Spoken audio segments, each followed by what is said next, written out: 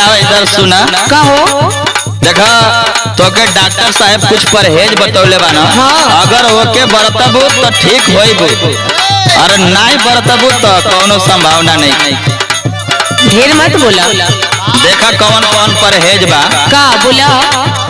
Doctor साहब 4 चीज के कैले बारे माना, केला मुरई पानी पूरी और भात नहीं है खाना।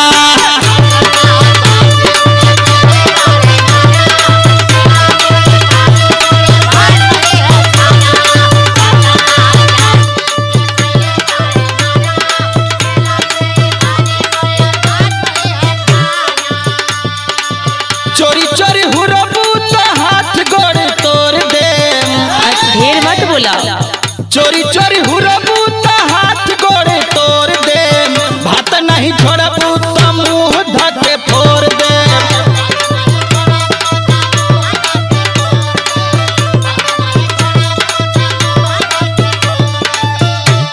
ढेर अपना आपके हीरो मत समझा। हीरो ना कहत कहीं तू समझ जा, हमार बतिया ठीक हो जाइबू। तोहरे के लागत है कि समझेबा तो समझब, हमरा पता नहीं खे वो कैसन हम मुआना डॉक्टरवा। कैसन है? हमारे 1 नंबर का डॉक्टर है, वो बंगाली है। अरे चुप रहा। सुना सुनावा। बंगलिया डॉक्टरवा हम केला केला कमीना, टुकुर टुकुर देखेला निहारेला मोर सीना।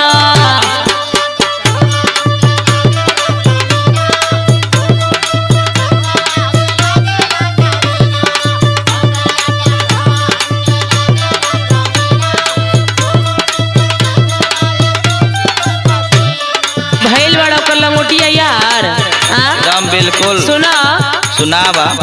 ओकरा के जाई पत्ता बेलना से हुर दे। हमारा के कहे हुरबू तू? ओकरा के जाई पत्ता बेलना से हुर दे, भात नहीं छोड़ब भतार भले छोड़ दे। बुझाइल।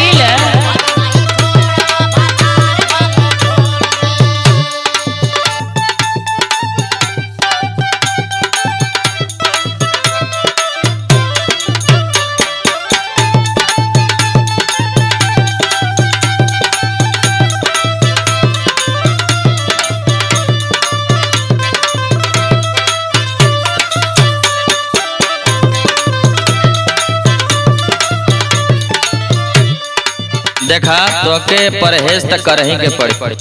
ठीक बा हम कर लेब, लेकिन ओकरा कहला तो मत जा। उससे हमसे मतलब नहीं खे, मगर परहेज जरूरी हो।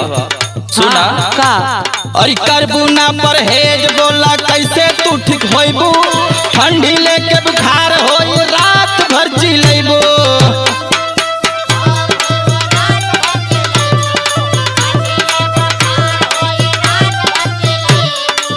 निदिया हराम करबू हमहू मारी मोर दे, निदिया हराम करबू हमहू मारी मोर दे, भात नहीं छोड़बू तो मुंह धके फोड़ दे।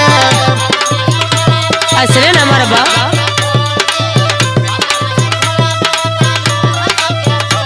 देखा है 4 गो लवंडन के कहला तो मत चल करा।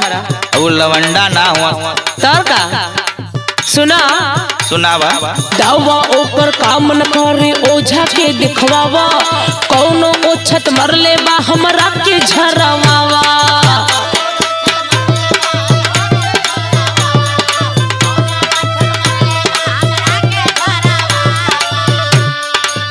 बुझाता ना? हाँ बुझा। जब केहू लागत टोना टोटकी कैले बा हमरा के।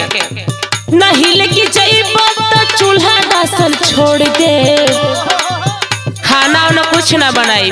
काहे ना बनेबू? अरे ना नहीं लेके जाइबा तो चूल्हा बासन छोड़ दे, भात नहीं छोड़ भतार भले छोड़ दे।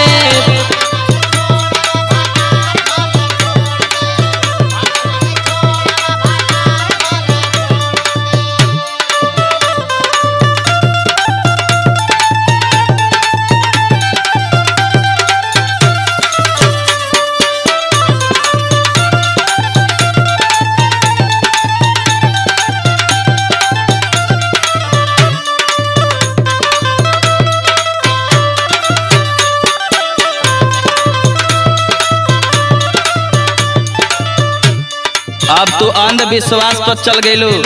ओझा सोखा के हम ना मानिला। का हम दारू बंगलिया के नाम मानिला। तो सुना का ओझा सोखा हम ना मानी, हमके जिन पढ़ावा, बालू घरा घुमनी तू त नखरा जिन देखावा। ढेर मत बोला, बार बार कहतनी।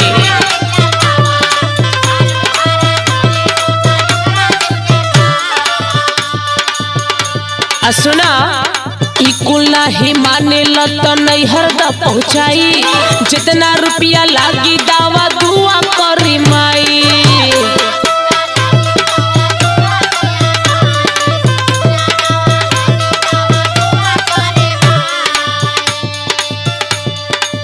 करबे नवटंकी त मुहवा मरोड़ दे, तहर मुँह धक फोड़ देब। करबे नवटंकी त मुहवा मरोड़ दे, भात नहीं छोड़बू त मुँह धके फोड़ दे। हाथ नहीं छोड़